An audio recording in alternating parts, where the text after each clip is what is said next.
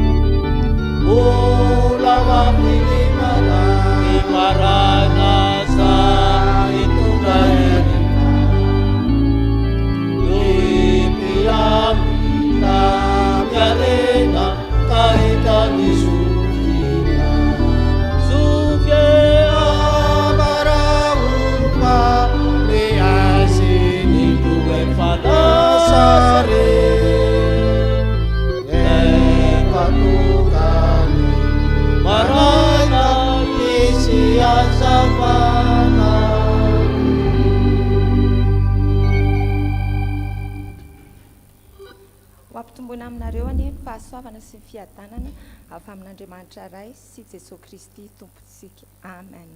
Ho fiderana an'Andriamanitra dia rahantsika mamaky ny salamo 7:30 andiny voalohany ka hatramin'ny 5. Salamo 7:30 andiny voalohany ka hatramin'ny 5.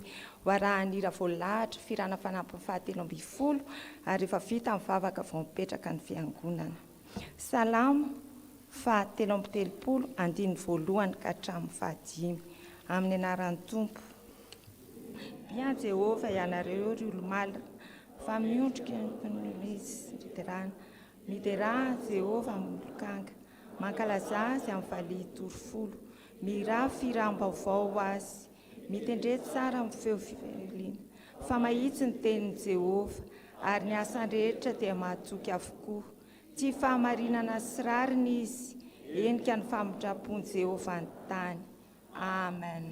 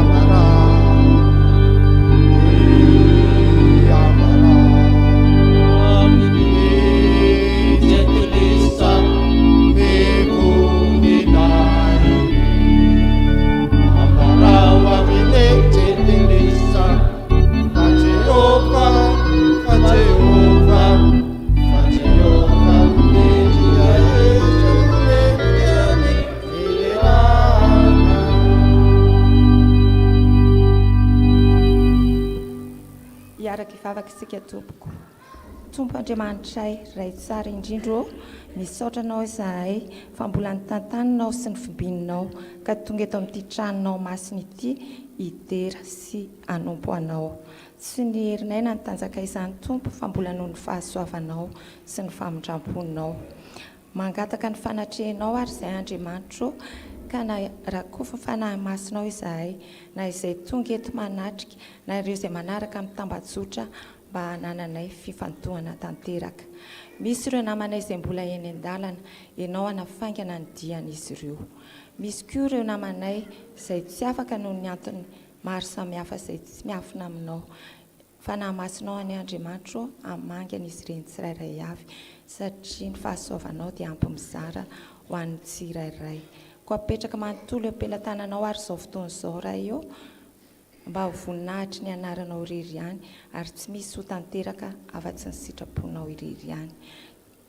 Sitrakay ny anakambana izany vavaka izany amin'ilay vavaka tsara indrindra nampianarinao manao hoe rainay izay any an-danitra ho amasinana eny anaranao ho tonga ny fanjakanao atao any sitraponao ity an-tany taky ny any an-danitra meo anay nio ny anasazo anay ary mamelany elokay taky namelanay izay meloka taminay ary aza mitondra anay amin'ny fakapanahy fa manafahanay amin'ny ratsy fa hanao fanjakana sy ny hery ary ny voninahitra mandrakizay. Amen. Azo mipetraka amin'ny fiangonana.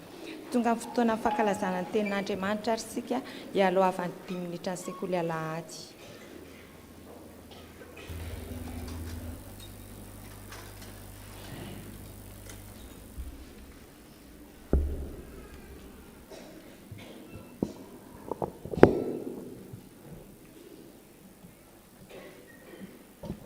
Raha tsy manana hira ny sekoly alahady dia hitsangana ny ankizy rehetra tonga amin'izao fotoam-pivavahana izao sy ny tanora hanao ny hira 8 ny 1.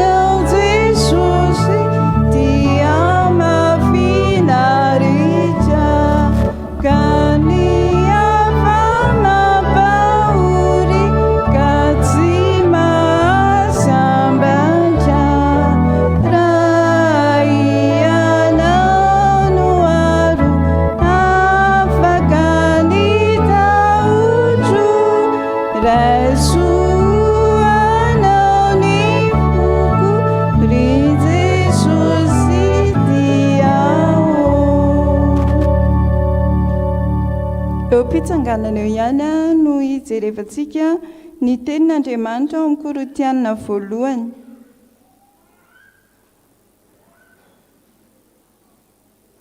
Korintiana 1 toko 9:20 ny 4:10. Korintiana 1 toko 9:20 dia ny 4:10.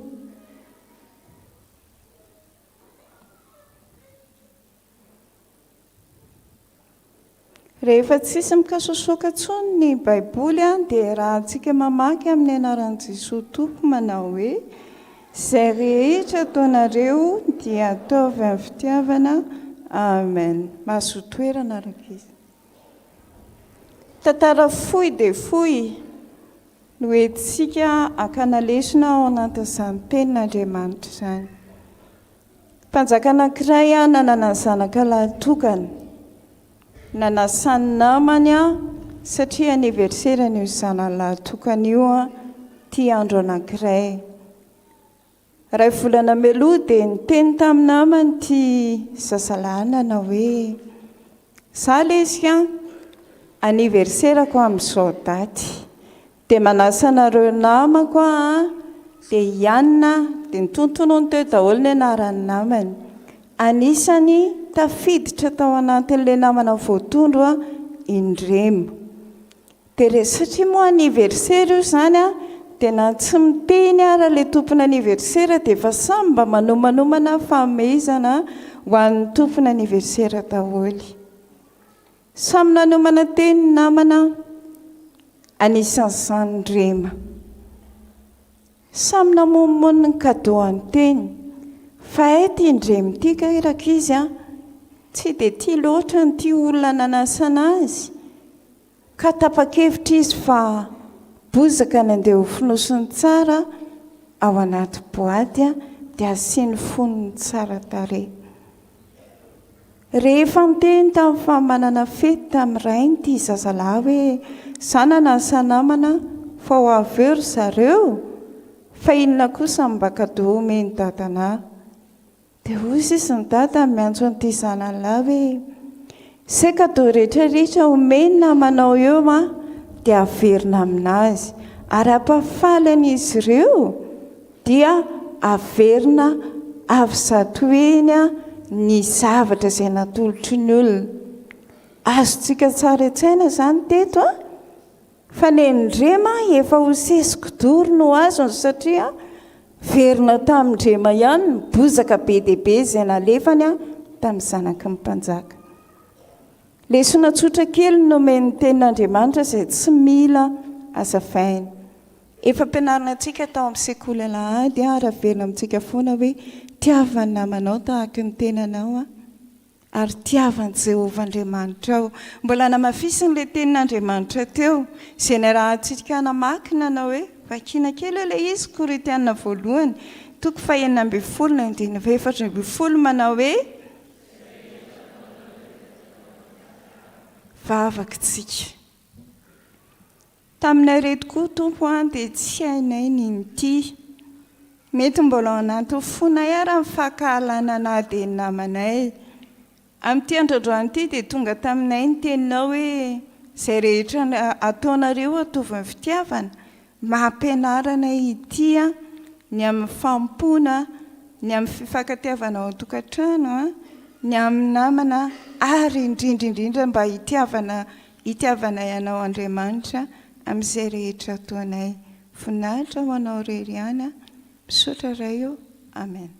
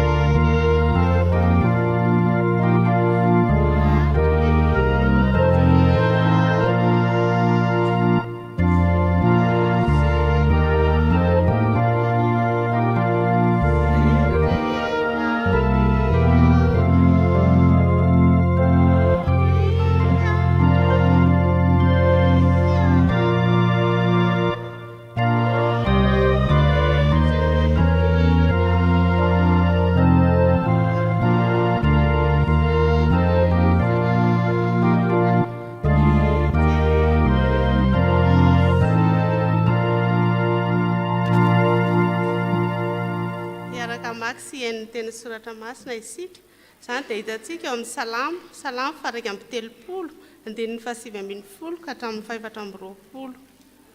Salamo faraika amby 30 andinin'ny 720 ka hatramin'ny 520. Rehefa hita dia vakiana amin'ny anaran'ny Tompo. Akory reny aben'ny zava-tsoanao voarakitra ho an'ny matahotra anao dia izay nataonao teo anatrehan'ny zanak'olombelona ho an'izay miaroko aminao. Anafina azy eo amin'ny fiafianana eo anatrehanao ianao mba tsy ho tratry ny teti-dratsy ataon'ny olona izy. Ampihery azy eo an-tranonao ianao mba tsy ho azon'ny lela mifanditra izy. Isaorana anie Jehovah fa nataony mahagaga ny famindram-pony tamiko tao an-tanàna Mimanta fa hoy izao tamin'ny fahatairako. Voafongotra teo masonao ao, kanjo ny hain'ny feon'ny fonako ihany ianao raha nitarana taminao ao. Tiavany Jehovah ry olon'ny masina rehetra, miaro ny marina Jehovah ary mamaly dia mamaly ny mpiavonavina izy, mahereza ary ao ka tanjaka ny fonareo dia nareo rehetra izay manantena ny Jehovah. Amen.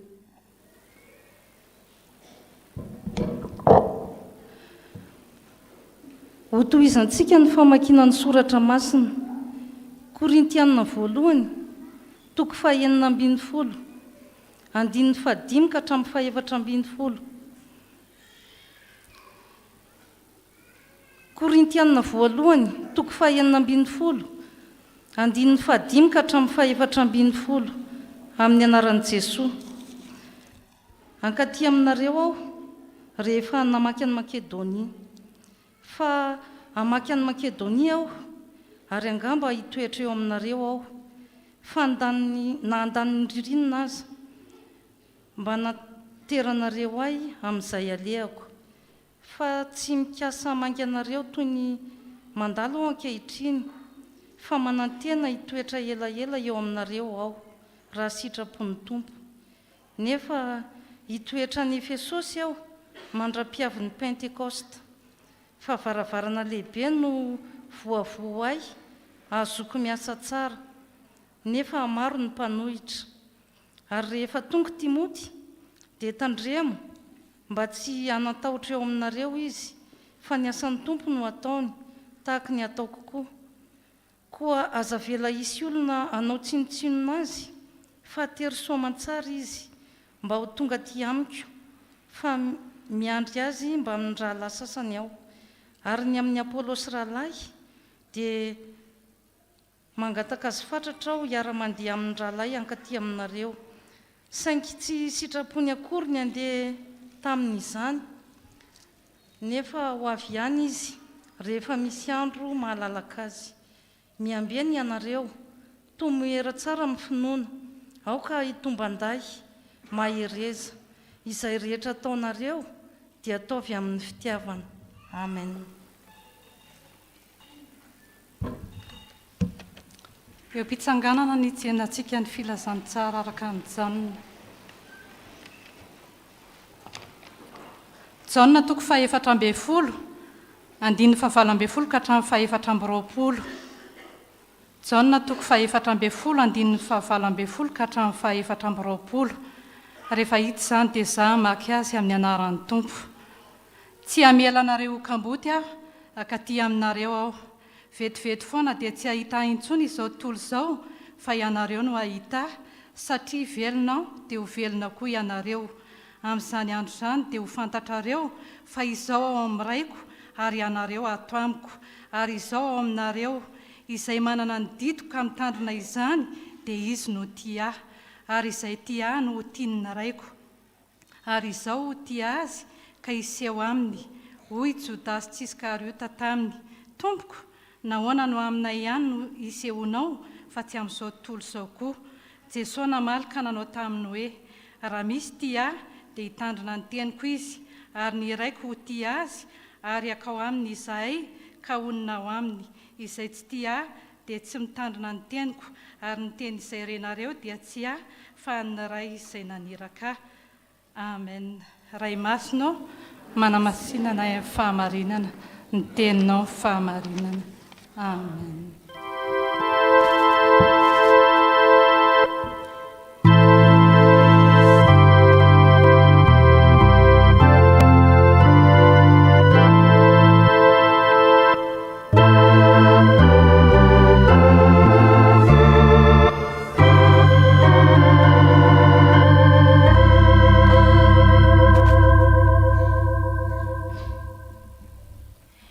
Ivavakantsika Tompoko.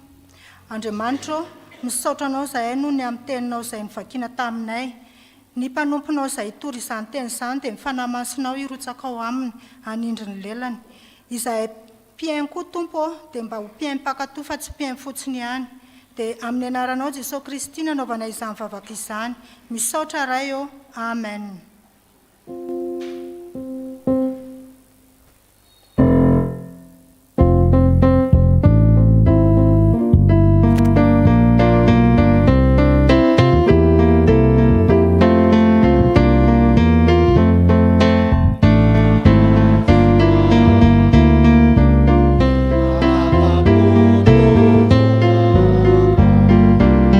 Semana Paua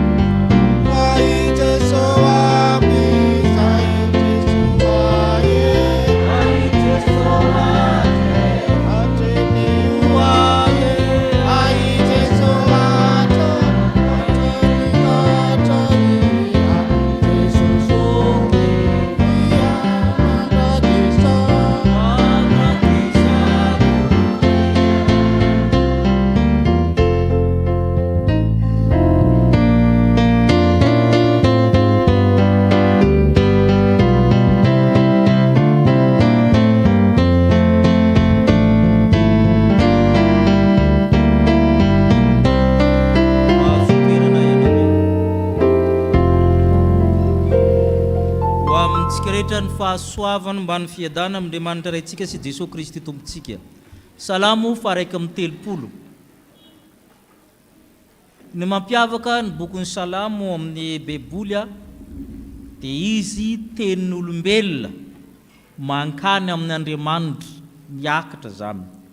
Ny bokin'ny mpaminany tenin'Andriamanitra midina any amin'ny olona. Zay mahatonga azy hoe Zaolina zay ny Jehovah. Tonga tamiko ny tenin'i Jehovah. Ny mpaminany zany miteny amin'ny anaran'Andriamanitra. Fa mampiavaka ny bokin'ny Salamo avy aty ambany izy miakatra. Ny senti-pon'ny olona, tantaram-piainan'ny olona, ny fiderana, ny fankalazana, fifonana, eny fa ny fiarahamonina. Efa nisy olona nanao fikarohana momba ny fiarahamonina ao anatin'ny Salamo fa tena miteny zavatra be deaibe. Tabidia fa raha miteny hoe Salamo isika tsy voatery fiderana ihany zany, fa be deaibe ny zavatra resahany ao. Ity anankiray ity zany dia hitantsika amin'ny Soramandro fa salamo nataon'ny olona voaenjika mafy. Zarainy amin'ny namany zany, zavatra njo azy zany sady resahana amin'Andriamanitra. Zay zany mampiavaka ny bokin'ny Salamo tenin'olombelona mankany amin'Andriamanitra. Ary eto zany salamo nataon'i Davida. Ny andininy efatra amby roapolo no andeha vakitsika andininy efatra amby roapolo. Vakitsika manao hoe mahireza aoka tanjaka ny fonareo dia nareo rehetra zay manantena ny Jehovah. Rehefa mitantara ny fahorinana njo azy Davida, ny fomba nampahirezan'Andriamanitra azy, dia mitodika amin'ny namana izy, mitodika amin'ny fiangonana izy, mitodika amintsika izy hoe ianareo koa mahireza, mahatanjaha, ianareo zay manantena ny tompo. Inona moa no toky omeny mpanao salamo atsika fa ampahirantsika tokoa ny tompo miandana amintsika? Zavatra roa aminy no raisitsika. Ny voalohany dia hoe miaro ny marina ny tompo. Hitantsika amin'ny fahatelo amby roapolo vakitsika hoe tiavan'i Jehovah ny olo-masina rehetra, miaro ny marina Jehovah. Zay miaro ny marina Jehovah. Ity mpanao salamo ity dia manana ny famaritana atao hoe marina. Ny hoe marina eto tsy hoe olona tsisy petipetina na tsy nanota mihitsy fa hitantsika amin'ny andininy fahasivambinifolo ny famaritana atao hoe olo-marina. Vakitsika ny andininy fahasivambinifolo ahoana izy? Akory ny habeny zavatsoanao voarakitrao ho amin'ny matahotra anao, dia izay nataonao tena hatrehan'ny zanak'olombelona ho an'izay mialoka aminao. Ny olo-marina zany dia ny olona matahotra n'Andriamanitra, olona mialoka amin'Andriamanitra. Izay ny fiantsonana atao hoe olona marina, fa tsy hoe olona tsy nanota akory io.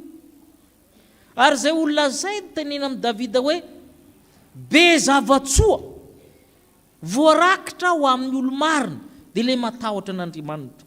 Ny olona zany dia tokony hatahotra n'Andriamanitra na manao ny tsara na manao ny ratsy. Davida tsy hoe marina foana, fa rehefa misy zavatra ataony dia matahotra izy, misy tsara ataony dia matahotra izy, misy ratsy ataony vao mainka matahotra izy. Ary zay ny mahafa amin'ny Davida. Ireo olona mialoka amin'Andriamanitra reo sy le matahotra n'Andriamanitra reo natao hoe olo-marina. Izay no ametrahany amin'ny andininy faharoapolo, vakitsika andininy faharoapolo hoe anafina azy ohatra ny fiefenany ianao, eo enatrehany ianao, mba tsy ho tratry ny teti-datsy ataon'ny olona izy. Ampihery azy ao antranonao ianao, mba tsy ho azy ny lela mifanditra izy. I Davida dia nenjeny avana, nenjeny rafozana, nenjeny zanana, be dia be niatra taminy, ny miaramila namany, taizany hiafenany, atorony eo. Andriamanitra zany anafina azy ianao izy izany. Ampihery azy aiza Andriamanitra ao an-tranony. Ary zay le olona mialoka amin'Andriamanitra io nantsony hoe marina. Matahotra n'Andriamanitra izy mialoka amin'Andriamanitra. Raha misy zavatra ataony na ratsy aza, miazakazaka mankana tranon'Andriamanitra izy. Dikan'izany zany tsy mety le fomba antsika hoe rehefa misy zavatra tsy normal dia tsy mankana am-piangonana. fa jereny torohevitry ny mpanao salamo hoe ampiery azy ao an-tranonao ianao mba tsy ho azony lela mifanditra izy. Misy manaratsy ianao, misy manenjika ianao, misy manao teti-dratsy mihitsy. Fa mahavoatsika zany raha vao misy zavatra ratsy manjoatsika na ataotsika dia tsy mamonjy fiangonana milefalefa ny pastera sy ny sisa le atao. Fa tsy zany mihitsy natao hoe olo marina. Fa ny olo marina zany dia no hamarin'Andriamanitra satria matahotra n'Andriamanitra izy. Satria mialoko amin'ny Andriamanitra izy. Raha nanoty Davida nangala badin'olona ary nahafaty olona mihitsy dia nandositra tao amin'ny Andriamanitra izy nanao ny salamo 150 amin'ny 10 madio fatatsika le salamo. Avozy olona marina ny fanahiko taminao dia taminao ny nanotako za tsy miala aminao. Izay le olo marina zay le tenen'ny mpanao salamo aharovan'Andriamanitra io satria olona manao ny marina. Ka le manao ny marina tsy hoe tsy solafaka mihitsy izy fa matahotra n'Andriamanitra izy ary manatona n'Andriamanitra mandrakarivo. Fa ny mahavoan'ny olona vao mainka mandositra izy. Ahoana moa io Jesosy sy ny finaritra no mila mpanao fanafody fa tsy tonga iantsony marina fa ahoana no ahasitrana anao raha tsy anatona mpitsabo ianao. Izay le olona marina hita. Ny olona salama zany dia tsy hoe olona tsy marary fa olona mijery ny ara-pahasalamany mandrakariva manaraka an'izany. Tahaka izany ihany koa nataon'ny mpanao salamo ito. Mimeny famaritana hoe olona matahotra n'Andriamanitra io ary olona mialoka amin'Andriamanitra io. Ary rehefa zay izy dia tanteraka aminao ny teny amin'ny 120. Ahoana ozy izy? Isaorina anie Jehova fa nataony mahagaga ny famindram-pony tamiko tao amin'ny tanàna manda. Tena anaovany manda ianao forteresse zany. Asiany fefy manodidina ianao na dia eo ara ny mpanenjika ianao. Na dia eo ara ny fahalavonao no mety fahotanao koa satria olombelona ihany ianao. Fa no ianao matahotra n'Andriamanitra sy manatona azy mandrakarivo dia miaro anao Andriamanitra. Ary zay ny tiany resahany hoe miaro ny marina Andriamanitra. Tiavan'i Jehova ny olona masina rehetra. Le olona masina sy marina mitovy ihany olona matahotra n'Andriamanitra ary olona manatona n'Andriamanitra mandrakarivo. Izay le voalohany hoe ampahiriza amin'ny Davida antsika hoe miaro ny marina amin'ny tompo. Fa ny zavatra faharoa dia izao, miaro ny manetry tena ny tompo. Miaro ny manetry tena izy. Le marina nananao tsy entinao milangalanga kory fa entina manetry tena satria ianao tsy tanteraka na dia manana ny marina azy. Ary zay no tiany mpanao salamo raha mitaraina izy amin'ny 220 vakitsika. Fa hoy izaho tamin'ny fahaterako voafongotra tsy eo masonao kanjo ny hain'ny fitaraina raha mitaraina taminao.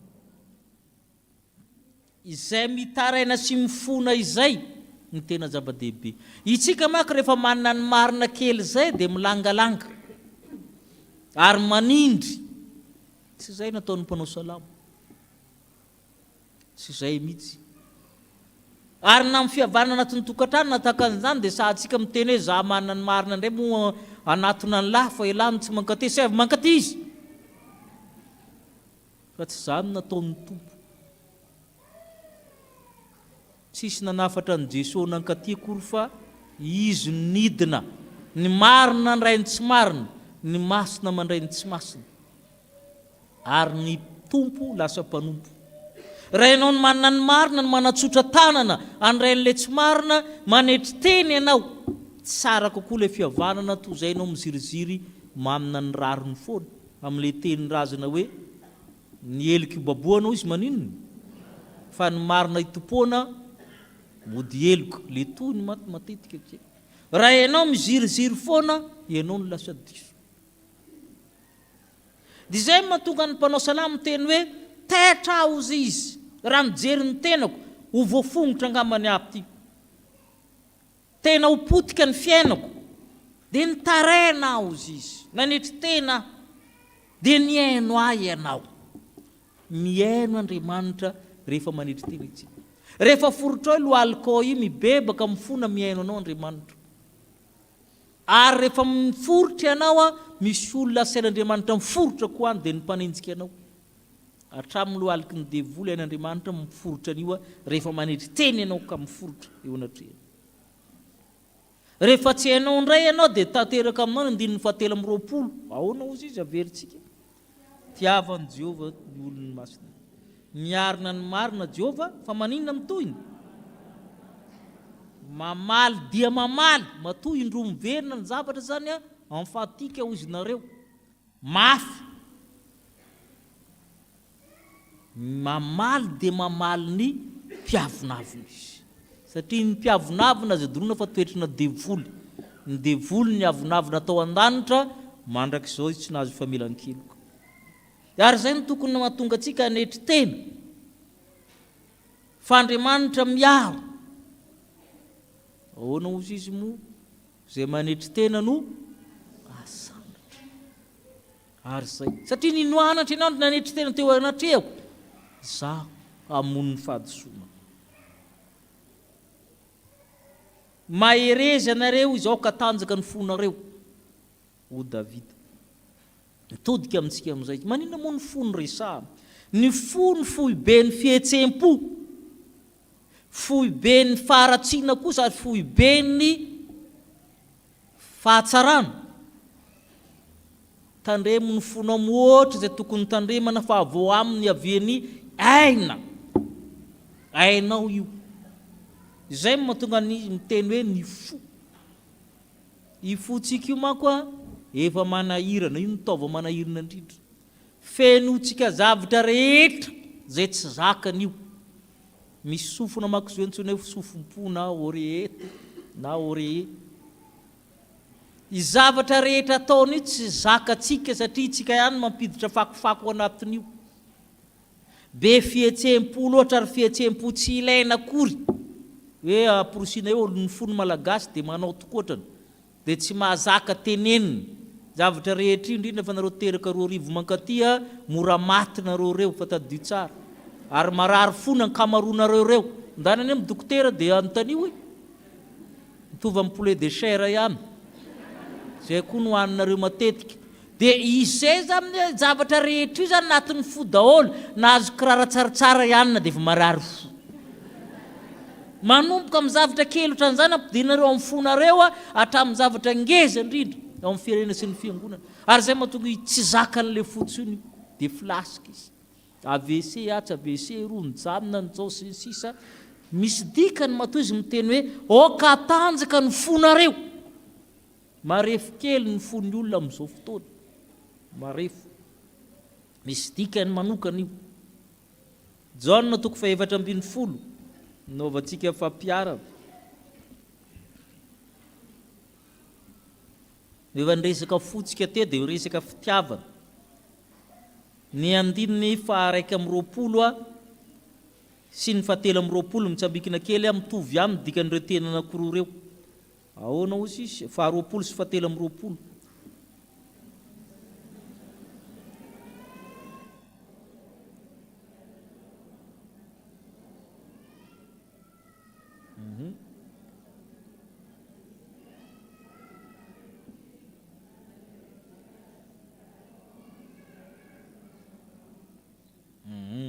ny 9:20 hoe zay manana ny didiko ka mitandrina an'izany dia izy tia ary zay tia mitino raiko 9:7 raha misy tia dia mitandrina miteniko izy ary izy ny raiko tia azy dia anko aminy zay ka onona ao aminy ahoana tonga an'Andriamanitra sy Jesosy hiara-monina anatin'ny fonao io misy zavatra teneniny hoe raha tia ianao manana ny didy dia mitandrina amin'ny didy dia miara-monina tsika zay le filarany a ny ahafantarana zany fa tia zany ianao a dia manana amin'ny didiny izy dia tandremana io fa tsy hoe haingo fotsiny a dia miara-monina ireo misy hira nay taloha rehefa manao dia le hira hoe avy mangataka izay izany mba mahay iny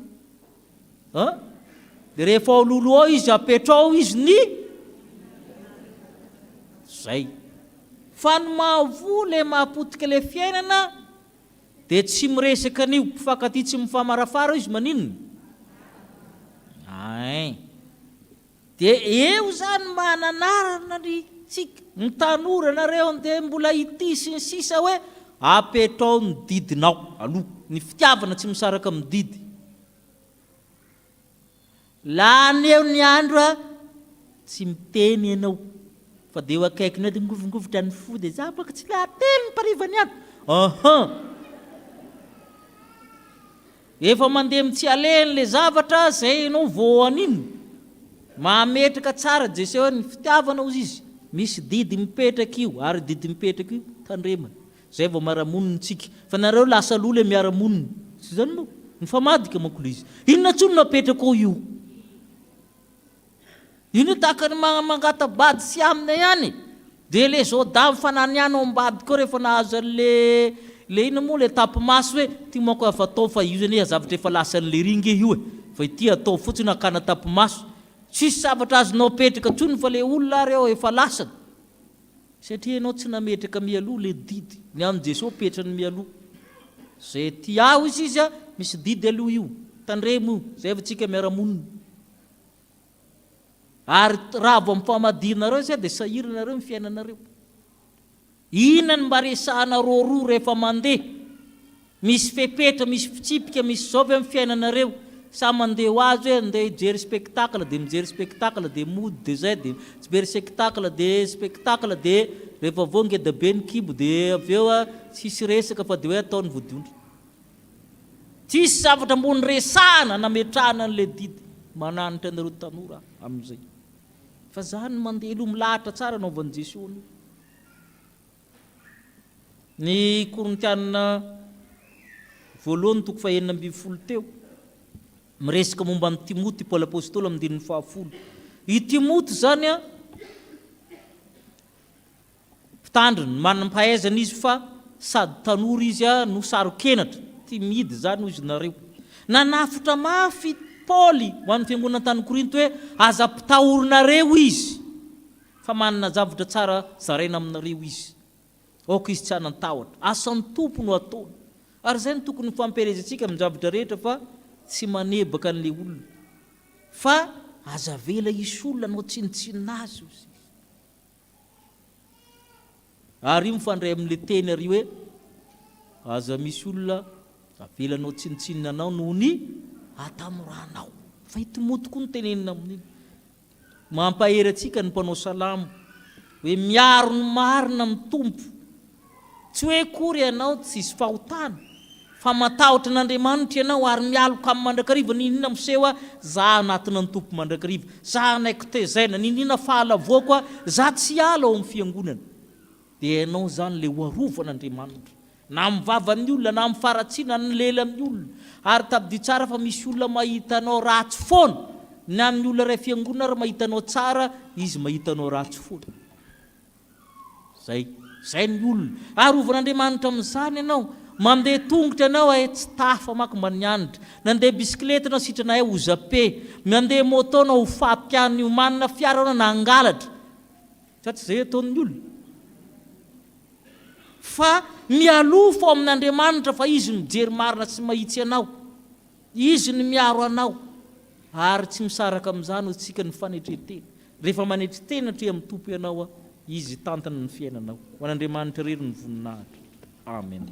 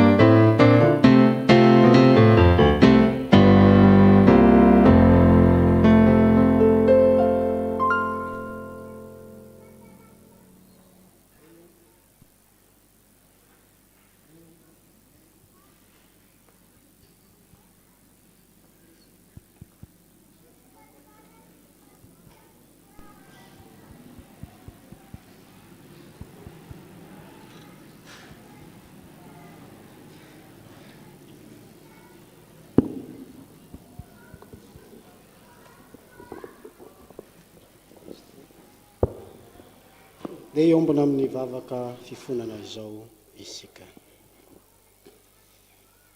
Ry Andriamanitra tomponay eo misaotranao izahay, fa Andriamanitra manambara ny sitraponao aminay ianao amin'ny alalan'ny teninao izay mpitondrainao ny mpanomponao, ary nanomezanao afatra ho aminay tsirairay avy. Ambaranao taminay fa Andriamanitra miaro ny marina ianao, ka izany olo marina izany dia izay matahotra sy mialoko aminao Andriamanitra. Ka rehefa marina dia afeninao Andriamanitra mba tsy tratra ny teti-dratsy ataon'ny olona, ary ampierenao ihany koa ao an-tranonao mba tsy ho azony lela mifanditra. Izany fahamarinana izay misy aminay izany dia tsy hoe tsy misy kianina, fa ny fahatahorananao izay ny fariparitanao tamin'ny alalan'ny teninao, tamin'ny alalan'ny sitraponao teo, noho izany ny antsonao anay marina araka izay nambarany mpanao salamo taminay. Tsy midika akory izany ka rehefa solafaka zahay dia tsy afaka ifandray aminao Andriamanitra, fa mila matahotra anao zahay ny amin'izay rehetra ataonay, ary mila mialoko aminao amin'ny fiainanay rehetra. Tsaronay Tompo fa olona tsy tanteraka teo anatrehanao zahay manoloana zany sitraponao zany. Ary tsy mahamarina anay satria tsy matahotra anao zahay matetika. Ary tsy tataritra eo amin'ny fiainanay ny fialofana aminao Andriamanitra, fa mitady zavakafa izay hitadiavanay fialofana hany ka tratra n'ireo fandrimpandrika maro samihafa, tratra ny fifandirana eo amin'ny fiainana izahay. Tompo, mifona aminao zahay, mamelany elokay, mamindrafo aminay amin'izany tsy fahamarinanay izany. Andriamanitra, miaro ny manetry tena koa ianao, ka ny fahamarinana kely anananay dia tsy entina amin'ny firehareana, ka hitompo teny fatratra, fa mahatonga eloko ao aminay tsirairay avy koa izany. Fa ny fahamarinana ananay dia entina manetry tena, ka hiaino anao Andriamanitra izahay ao anatin'izany. Satria Andriamanitra mamaly ny mpiavonavona mantsy ianao, ary zany avonavona izany dia toetra ny devoly. Tompo Andriamanitra eo, inona moa nataonay matetika? Ka rehefa mba manana ny marina kely zay dia lasa mirehareha, lasa manintsindry ny hafa, ary tsy te fandray amin'izay heverinay fa diso teo anatrehanay, ka mamboly ny fisarahana ka lavitra ny fihavanana. Andriamanitra, ny teninao nefa milaza aminay, mila manana fitiavana anao Andriamanitra zahay, ary mila manana fitiavana ny namanay ihany koa. Dia manoloana izany sitraponao izany, dia tsy tanteraka trany zahay, satria tsy mahay manetry tena, ary minitsy manetry tena azy, fa mirehareha fatratra, mitompo-treny fatratra, tsy tataritra eo amin'ny fiainanay izany fanetrentena izany.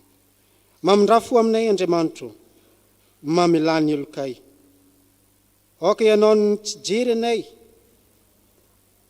amin'ny tsy fahamarinanay, fa hijery anay amin'ny fitiavana izay efa nitanteranao tamin'i Jesosy Kristy teo amin'ny hazo fijaliana, isolo eloko anay. Ary matoky izahay fa Andriamanitra maro-po sady be famindram-po anao, ka tsy mitahiry fahatezerina aminay, dia amela ny fahadisoanay, anadio anay amin'ny tsy fahamarinanay rehetra. Amin'ny anaran'i Jesosy no anaovanay ny vavaka. Amen.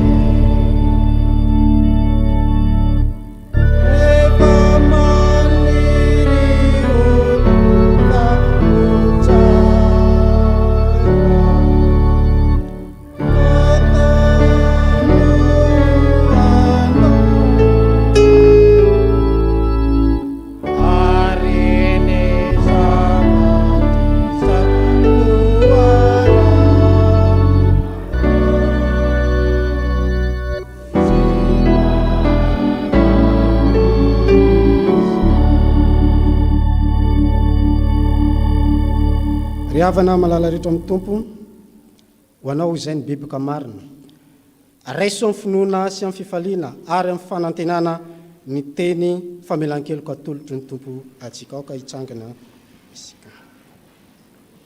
Hoy ny tompo, fitiavana mandrakizay no tiavako anao ary zany nampaharetiko ny famondram-po ho anao.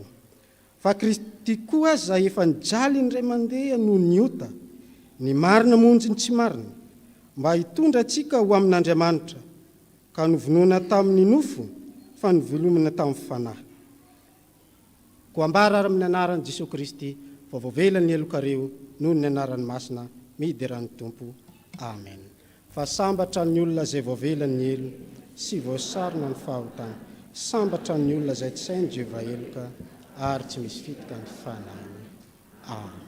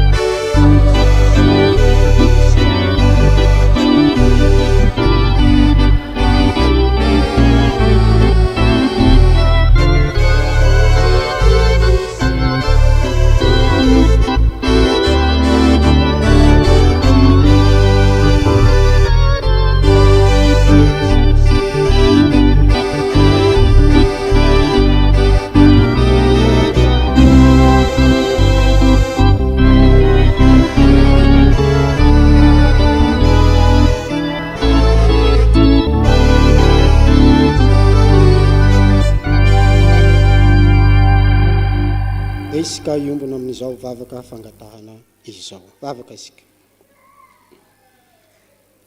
Tompo Andriamanitra io, ankehitriny izahay dia mitondra ny fangatahanay eto anatrehanao. Ary efa avy nandray ny famelan-keloka avy taminao Andriamanitra. Matsara fa olona vita fihavanana anao noho izany famelanao izany ka afahanay mangataka aminao. Tondram-bavaka tompo izahay. Ny amin'ny fiainany tsirairay avy ankehitriny dia anao ny mahalala. Ny amin'izay mety olana sedrainy eo anivon'ny tokantrano, ny ankohonana, fianakaviana, fiarahamonina, ny amin'ny fitsarana, ny amin'ny lafiny rehetra eo amin'ny fiainany tompo dia angatahanay ianao Andriamanitra hijery manokana izany ka hitondra vahaolana satria ny vahaolana avy aminao ihany ny tena vahaolana azo antoka. dia mitahia ny tsirairay avy ny amin'izany ny olana sedreny izany. Eo ihany koa izay manana tsy fahasalamana na manana havana tsy salama, Andriamanitro ianao Jesosy Kristy dia mpanasitrana, dia angatanay hitondra fanasitranana n'aiza n'aiza misy azy, na any an-tokantrano, na any amin'ny hopitaly, na any amin'ny toby, koa mamangy azy ireo anao Andriamanitra, hitondra izany fanasitranana izany, na aretina ara-nofo na aretina ara-panahy izany. Dia afaka ao avokoa izany rehetra izany, tahaka na nafahanao ireo nanana izany karazana aretina izany, dia anao Andriamanitra no anafaka azy, amin'izay mampahory ny tsirairay anatin'izany aretina izany. Ny amin'ny fanafody izay ampiasaina, aoka hiasanao Andriamanitra amin'izany fanafody izany ka hitondra fanasitranana tanteraka. Bivavaka Tompo izahay, ny amin'ny asan'ny fiangonana izay tanterahany eto anivon'ny sapely militaire Mpahabe, izay efa napetraka eo am-pelatananao, dia aoka Tompo tanteraka sy lavorary zany, ary ombany ny herinao ka mba ahafahana iombona ny fiangonana amin'ny fanatanterahana izany. Tahi Tompo ny bureau-ny fiangonana izay tariny Ray aman-dreny mpitandrina ny filoha, dia aoka anao Andriamanitra no anafihery azy ireo an'olo-tsaina, anome fahasalamana feno sy tanteraka azy mba amin'ny ankohonany, dia aoka ho ambany fitarianao sy fitantananao hatrany izany, mba hitombony izy ireo amin'ny fifaliana amin'ny asa tanterahana izay antsoroana. Tondram-bavaka Tompo izahay, ny amin'ny firenenay, aoka anao Andriamanitra hiasa ahatanteraka ny sitraponao, anome fanahy masina ho an'ireo bisehatra, tompona ndraiky mpanjakana, manomboka avy any ambony hatraty amin'ny fokotany. Ny fanahy ny fahendrena sy ny fahatahorananao Andriamanitra mba atonga azy ireo ny olo marina eo anatrehanao, ary tsinjo mandrakariva ny asoa sy atsara ny vahoaka izay entiny.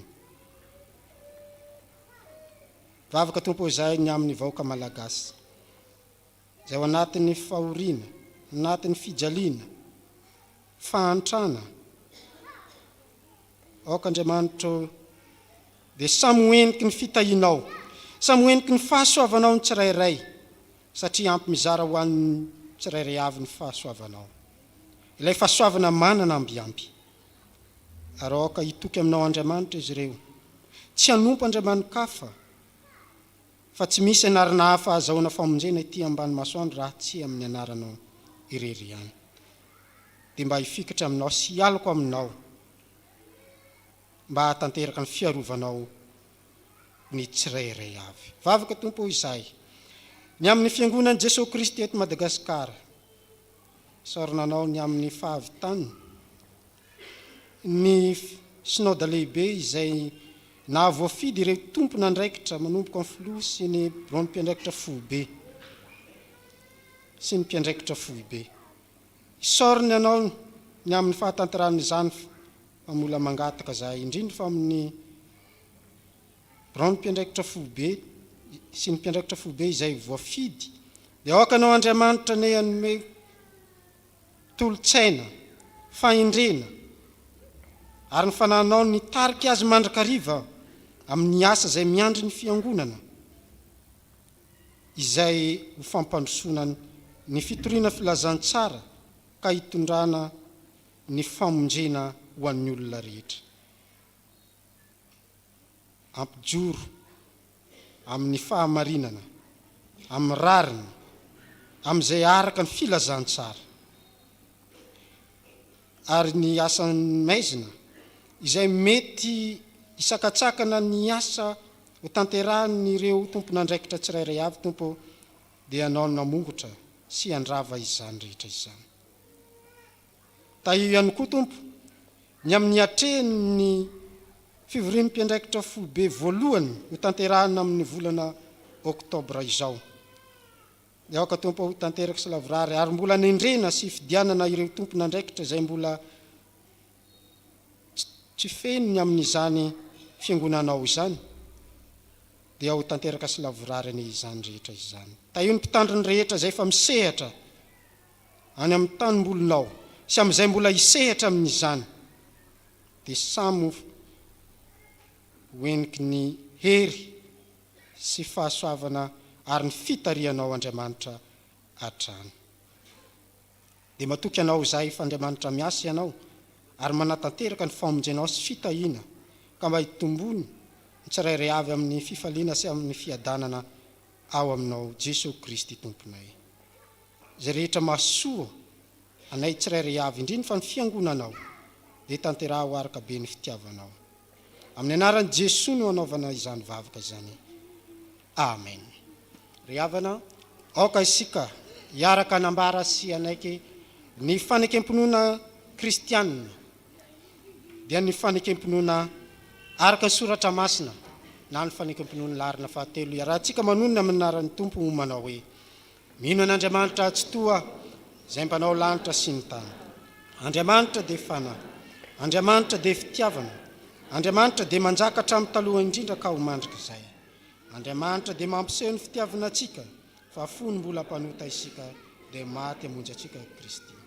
Mino an' Jesosy Kristy zanany lahy tokony hatombotsika tonga izy hitady sy hamonjy ny very. Izy no ny lalana sy fahamarinana ary fiainana, izy dia tsy miova maly sy anio ary mandrika izay. Mino ny fanahy masina, izy no manambara ny fanahintsika fa zanak'Andriamanitra isika. Fanahy iray ihany nanaovam-batisantsika rehetra ho tena iray. Ny fandresena izay enti mandresy izao tontolo izao dia ny finoantsika. Tompo amin'ny tombony finoana. Amen. Aoka hipetraka ny fiangonana.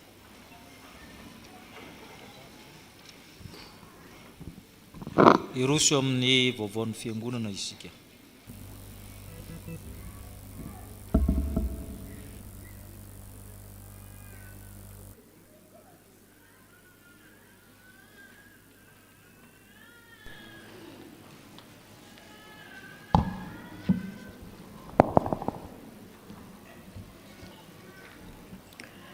Ny tompony loharano fiadanana ne hanome anareo fiadanana mandrakariva amin'ny zavatra rehetra.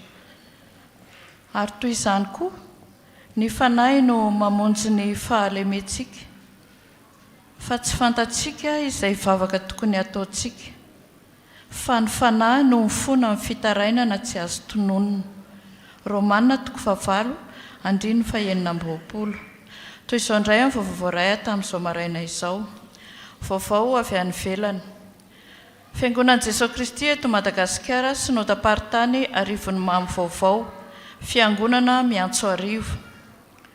Fa isika na dia maro aza dia tena iray ihany eo amin'ny Kristy. Ry havana, fifaliana ho anay mpitandrina, ny birao sy ny fiangonana eto miantso arivo fanantenana no manolotra fisaorana sy fankasitrahana ho anareo noho ny fahatongavan'ny fiangonana izay notarian'ny AFF avy ao aminareo hitory ny filazantsara ny Jesosy Kristy taty aminay. Tena nataonareo zava-dehibe tokoa ny vinany FJKM hoe votony sy filazantsara ny nosy Madagasikara dia nahafohy zavatra rehetra ianareo mba hamonjena ny fiainam-panahinay. Tena zava-dehibe ho an'ny fiangonanay ny nataonareo ka ilay Andriamanitra manankarem-pahasoavana sy Jesosy Kristy tompony asa no hamaly fitia anareo rehetra ary hanonitra ny hery, ny fotoana ary ny fananana izay niala taminareo avy araka ny tenin'i Jesosy hoe: mifalia fa voasoratra any an-danitra ny anaranareo. Dia mirary soa sy manao veloma amin'ny anaran'ny Tompo, amin'ny anaran'ny birao, Andriamanantena Tahiry-Tsoa mpitandrina.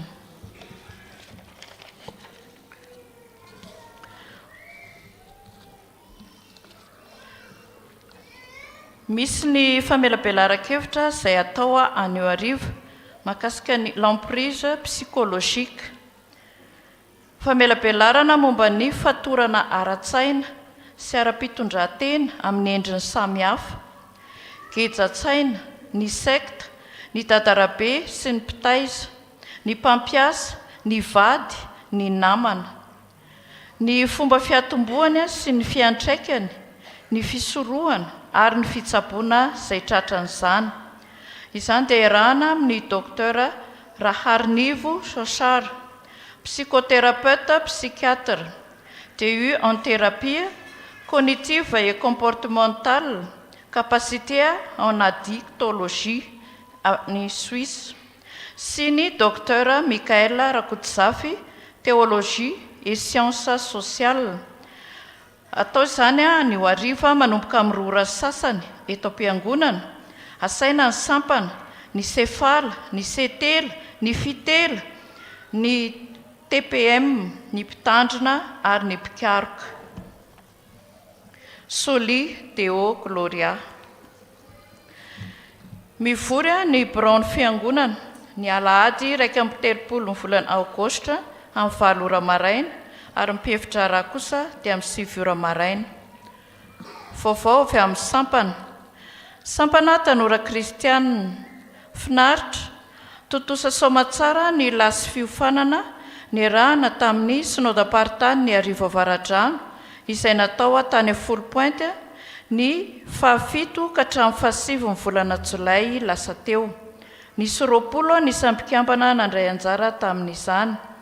Nisy ny faninanana soratra masina sy hira ka nazahoan'izy ireo ny laharana voalohany.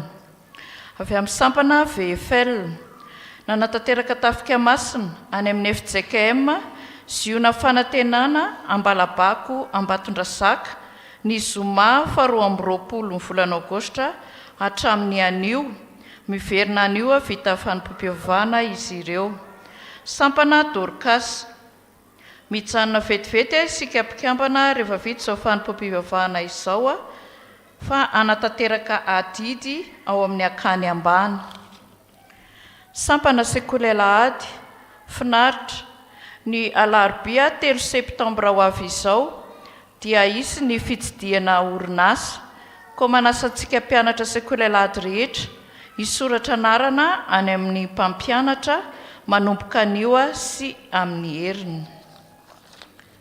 Filazana manjo amin'ny finoana sy fanantenana fitsanganan'ny tena maty sy ny fiainana mandrakizay no ampandrenesanay anareo ny fahalasana ny ava-malalanay Rakotoarisoa Jacques Di Bafle, miaramila misotro ronono, hoy ny vadiny, ny zanany, ny zafiny, ndray tapo aminy, ndray tapo amin'ny vadiny ary ny fianakaviana manontolo. Ny fandevenana dia natao tany Andranona Ohatra be rano Moramanga. Jehova ny nanome, Jehova ny nanaisitra, isaorana ny anaran'i Jehova. Misaora amin'ny zavatra rehetra fa izany no sitrapon'Andriamanitra amin'ny Kristy Jesoa ho anareo, nanolotra fararakitra ho an'ny fiangonana. Izay indray ry havana ny vaovao iray tamin'izao maraina izao, voninahitra ao anazy irery ihany.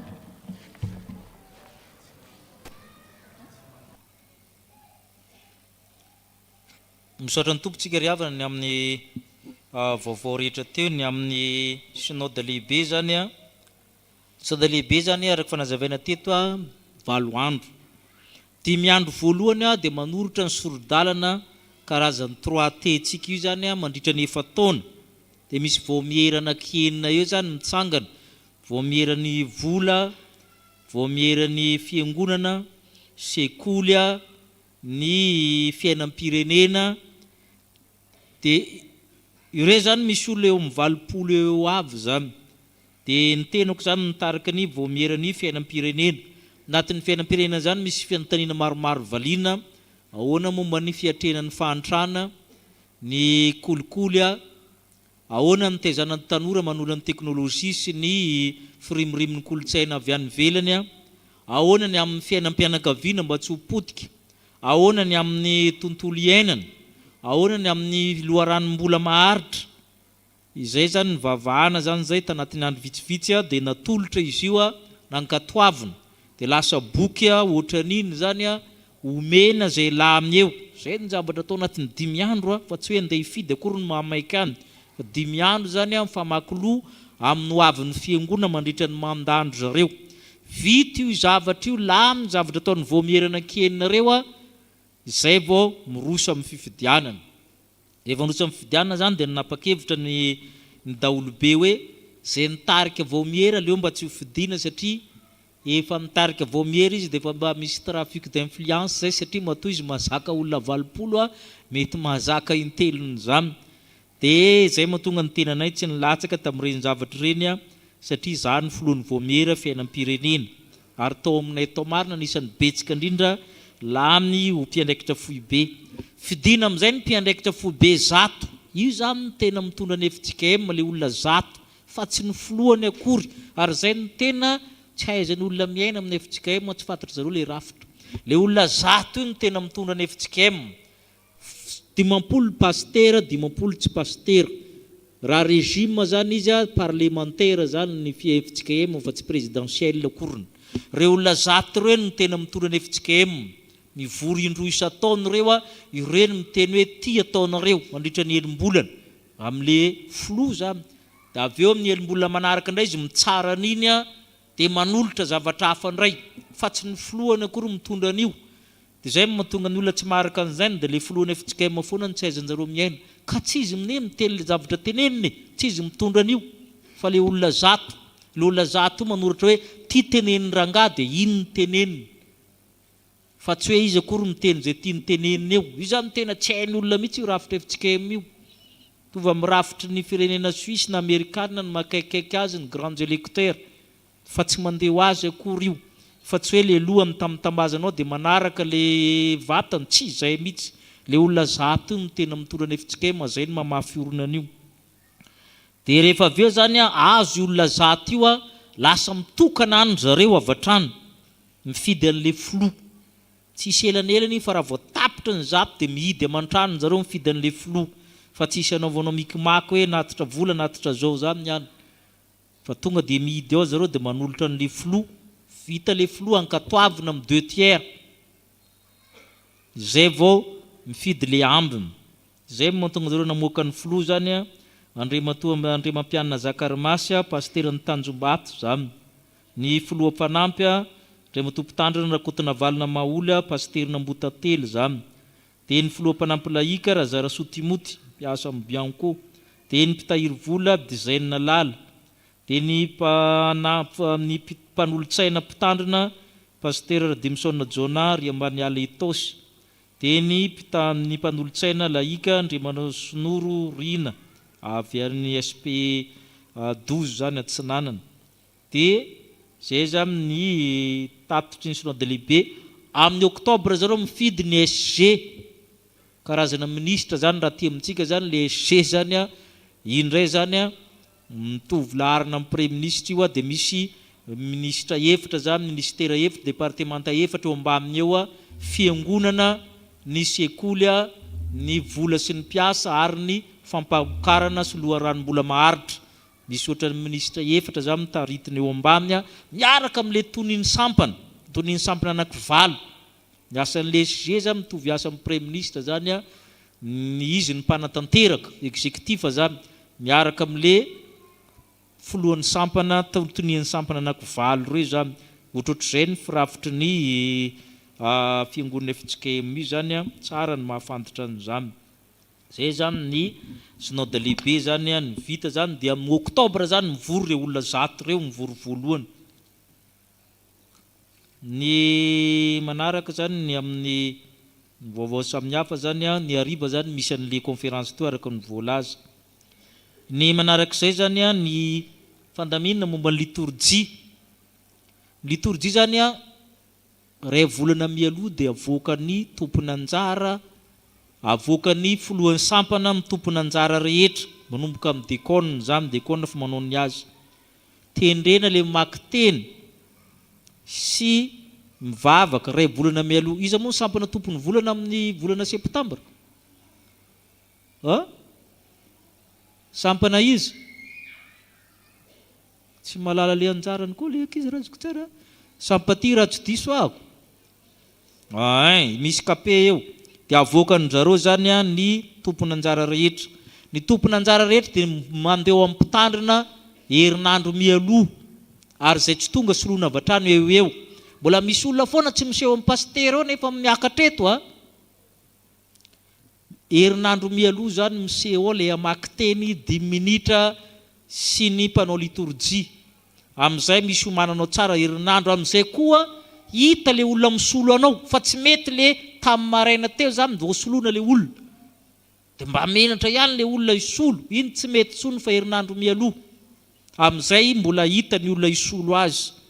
Herinandro mialoha zany manko amin'ny pastera ny mpanao liturjia rehetra manomboka mitarika mamaky teny 10 minitra ary refesy tsara natraminy 10 minitra anao fa tsy arivo bodaboda eo lasa 10 minitra le izy. Fa any hatrany anao manao entraînement fa jerenao zany ny famantaranandronao. Tahaka izany koa ny diakona miasa efa zatra omeny mialoha zany ny tompony anjara rehetra ao aminy. Tsara zany tsika ny mahafantatra an'izay zany sy manatanteraka an'izay. Filazana mariage ny Rakotosa fandrinana fanomezana sira velon'olona zo Abel Johnson ao amasinina fanambadiana misabotsy mitsangana zareo raha ao reo zareo ohatrany tsy dia fantatra loatra zareo reo. Saotra tompo mivavaka nareo ny fiangonana. Mandalo eto pastera Victorien manam-baovao izy raha tsy tia sa mifindra ao anatin'ny sodapartany ihany izy no mifindra fandaminana ataon'ny sodapartany satria nisy pastera be dia be navoaka teo dia tsy maintsy misy ny fandaminana manasanao pastera mba hiakatra ilaza vaovao.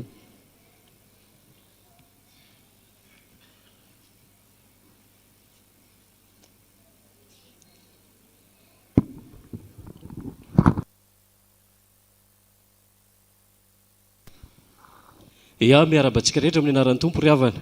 Tsy za rery moa zany neto fa izay dimy mianaka dia mirary soantsika rehetra manona ny fiadaran'Andriamanitra. Araka ny nambaran'ny pastera teo dia araka ny fandaminan'ny fiangonana. Tsy hoe ny branche d'apartany ihany fa mianatra tsikelikely tsika ny amin'ny atao hoe fahefan'ny fiangonana.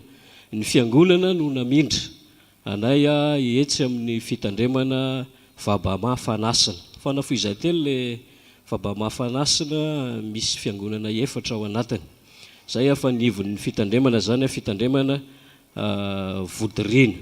Dia tary zany raha fiangonana 10 ny vataninay dia 13 izy zao. Dia mba mifindra entondray dia nataon'ny tompo fiangonana efatra be zao. Zay 13 tary dia efatra etsy vodirina noho ny fahasoavan'Andriamanitra. Ny taona efa miakatra ihany dia somary miahena kely ilay sehatra fanaizana zany ny asa mitovy ihany. Ho an'izay ho any vodirina satria fa nisy nanontany teo dia miala eto nareo dia tonga eo amin'ilay toerana antsoina hoe Andrika. 20 kilometatra miala eto Andrika ohatrany hoe ho any Moramanga. Dia eo mitsofoka kely ohatrany hoe ho any Beparasy fa tsy tonga any Beparasy. 12 kilometatra miala eo. Efa tonga natao mobile any. Zay dia miomana zany tsika fa raha tany Longoza be teo tsy tonga tsika satria nisy ny tao aminay ho any ihany fa tsy mety tonga. Dia etsy vodirina zany ho tonga amin'izay. Misaotra tsika rehetra tamin'ny asa satria raha ny zay farany teto nisy nanome fanamiana diakona anareo na le nanome robe mivantana zany na le nanome vola dia tena isaorana satria voatokana somatsara ny diakona tany aminay tamin'ny Desambra lasa teo. Misaotra ihany koa tamin'ny fanohanana rehetra satria ny asany tanterahanay nandritra ny 3 taona dia somary mivelatra kokoa satria ohatran'ny neny zao sady mampianatra sy mampiofana ny vehivavy rehetra tsy hoe ao anatin'ny fiangonana ihany. Mampianatra sy mampiofana ny vehivavy rehetra ny amin'ny atao hoe fampidiram-bola maharitra hatrany amin'ny fahaizana midio. Zany hoe fahadiovana zany mampianatra misasa zany raha matota any zay dia tsara mpahafantarina ihany. Misaotra tsika rehetra tamin'ny tohana izay nomentsika satria pastera tany sady pastera no mpanolotsaina any amin'ny sehatry ny fitsarana sy ny karazany dia zay no natonga an'ilay tsy maintsy niantso atsika tato anatin'ny chapelle militaire izay atao hoe miasa mivantana any amin'ny sehatry ny lalàna. Dia misy natsona hoe misy fitsaran'ny olona indray teo ohatr'izao inona no atao. dia misaotra indrindra satria nisy voantson'ny pastera matetetika taminareo reo zay a. Misaotra ihany koa tamin'ny fanohanana anay satria tamin'ny heritaona ohatr'izao a pastera ilay tsy salama tao anatin'ny tsy fahasalamana rehefa nampametram-panontaniana azy, dia noho ny fanohanantsika mpiara-miazakazaka ato amin'ny tompo a dia mijoro somatsara ary afaka mifampahery indray a amin'io avy. Ankasitrahantsika araka izany satria raha nisy ny vokatra tao anatin'ny telotaona na dia mafy aza dia isika rehetra no antony fa eo ihany koa ny hery izay nomen'Andriamanitra azy. Dia ao anatin'ny fikarakarana ny fifindrana zany zay io a, raha sitrapon'Andriamanitra manomboka amin'ny septambra ho avy zao a, dia hiatrika ny fitandremana vaovao izahay. Alahady voalohany zany dia afaka manasantsika sady a zay afaka manotrina any. Zay a, na alahady voalohany na alahady faharoa malalaka ny tranon'ny pastera na dia mbola tsy hitako azy, dia afaka makantsika rehetra. Dia mirary soantsika rehetra ho an'ny tompo ny voninahitra, raha sitrapon'ny tompo a hiatrika ny recyclage any Tomasina ny mpitandrana. Raha matoa sy ny ankizy kosa mbola eto Antananarivo satria mahatsiarotsiaro ny rivotra Antananarivo ry zareo. Fifaliana lehibe ho anay a ny miaina ohatr'izao satria mahatsiaro fahafahana, satria ohatran'ny na pastera ary a rehefa tany dia lahady ihany no afaka mitondra baiboly, fa ny olona vao mitondra baiboly ianao dia tsisy miaino anao zany satria ny olona manao ody arena daholo. Dia efa manao ody arena ny olona dia tsy mahazo manakaiky baiboly, dia ianao zany raha te hoen'ny olona dia tsy mahazo mitondra baiboly. Zay a, dia rehefa mba aty zany zay dia mizesty ery mitondra baiboly a, dia zay mahatonga ana mitondra ny teto. Ho an'Andriamanitra ny voninahitra, ho amintsika ny fiadanan'Andriamanitra. Misaotra pastera. Misaotra ny Ramatoa zany, fa Ramatoa zany tena mpampiofana mihitsy taminy. Tsika sampana zay tenao tafika masina akaikikaiky zany a, dia nareo anao troatemo fotoana mamety dia efa heninareo zany a afaka vonjena aingina amin'ny calendrier-nareo satria akaiky zany moramanga zany a na roa sampana le tafika masin'ny sampana zany.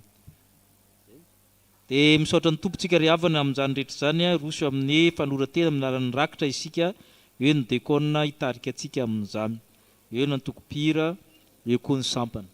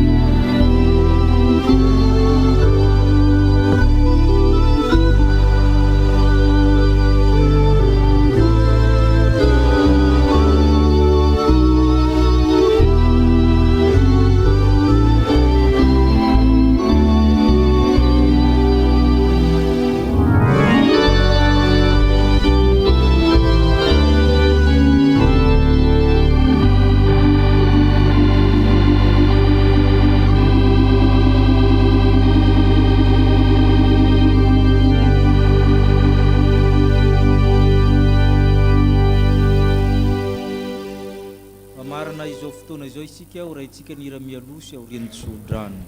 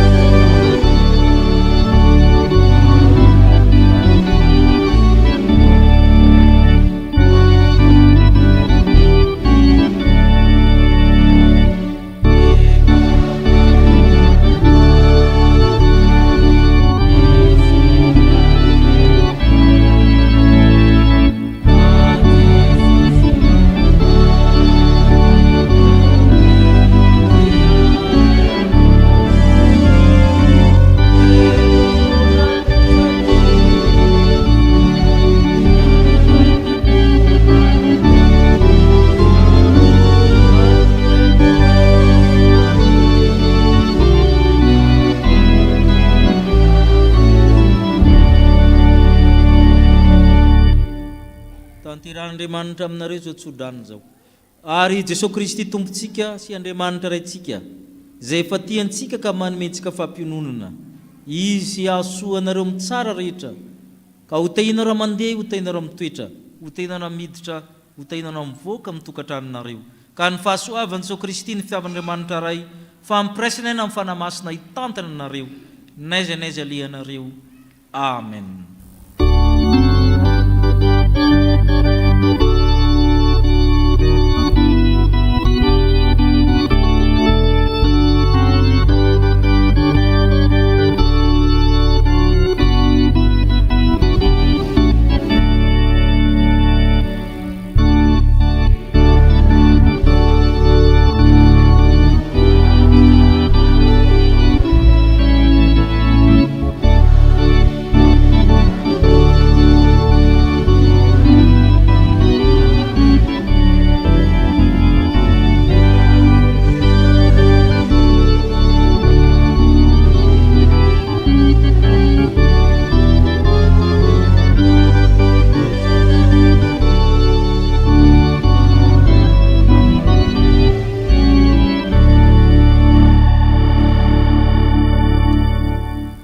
Petraka ivavaka mangina isika tompo.